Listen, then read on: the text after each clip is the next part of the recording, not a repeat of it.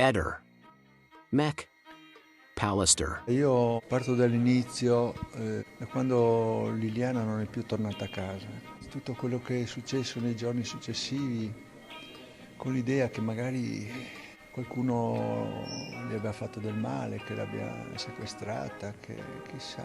Eravamo così nell'angoscia totale, no? Io, i familiari, tutti quanti. Poi quel giorno mi è rimasto molto impresso il 5 di gennaio, quando mi trovavo in città, in ristorante con amici. È arrivata la notizia che hanno trovato il corpo di Liliana. Questo mio amico mi ha portato con la macchina su, sono sceso dalla macchina, la polizia mi ha bloccato, mi ha detto no, non si può, qua e là, volevo solo salutare mia moglie e non me l'hanno permesso. Praticamente non l'ho mai più vista. Ho chiesto anche di poterla vedere all'obitorio oppure nella bara, ma non mi è stato permesso. Per me è stato uno shock tremendo, anche perché non si riesce a capire, nessuno riesce a capire, nessuno riesce a trovare un equilibrio tra la prima autopsia e la seconda fatta in un contesto diverso.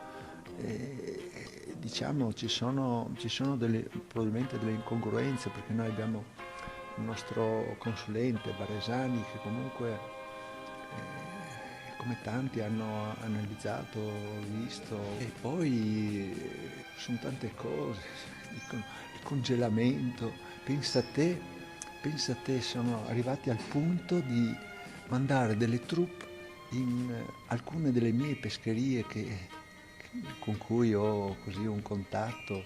Sono andati lì perché voleva fare delle riprese nella cella frigorifera, se per caso aveva un corpo.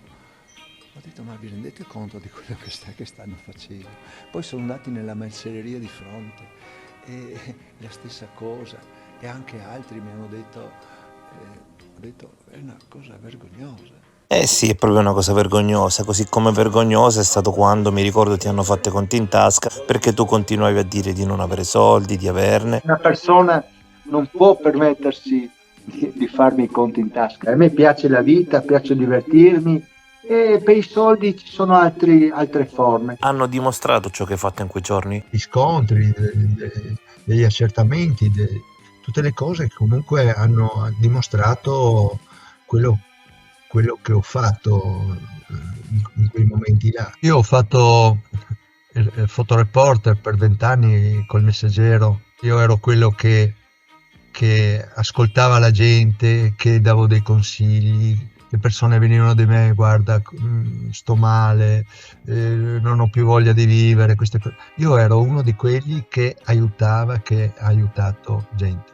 Anche Liliana veniva con me e ha assistito, abbiamo visto dei suicidi, abbiamo visto dei grandi incidenti stradali, abbiamo visto di tutto, di più. E Liliana era molto profonda su questo, perché lei amava la vita.